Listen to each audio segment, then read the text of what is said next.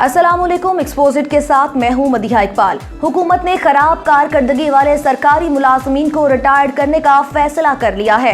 जराये के मुताबिक हुकूमत ने सिविल सर्वेंट्स रिटायरमेंट रूल्स 2019 तैयार कर लिया है, जिसके मुताबिक सरकारी मुलाजमीन के लिए रिटायरमेंट की 60 साल की उम्र का तहफ़्फ़ुज़ खत्म होगा।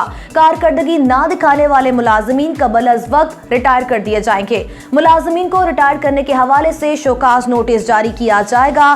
सरकारी मुलाजमीन के लिए 3 मुख्तलिफ रिटायरमेंट कमेटियां बनाने की तजवीज़ भी दी गई है, जिसके तहत ग्रेड 1 से 16 तक के मुलाजमीन के लिए रिटायरमेंट कमेटी बनाने की तजवीज़ दी गई है। ग्रेड 17 से 19 तक मुलाजमीन के लिए अलग रिटायरमेंट कमेटी बनाने की तजवीज़ के साथ साथ ग्रेड 20 से 22 के मुलाजमीन के लिए भी रिटायरमेंट कमेटी बनेगी। रिटायरमेंट कमेटियां रिटायर करने के हवाले से सिफारिशात पेश करेंगी। रिटायर किए जाने वाले मुलाजमीन को पेंशन और ग्रेजुटी अदा की जाएगी। अगर आपको खबर पसंद आई है तो लाइक करें, कमेंट करें और शेयर भी करें। खबरों की तेज तर अपडेट के लिए एक्सपोजिट को सब्सक्राइब करें।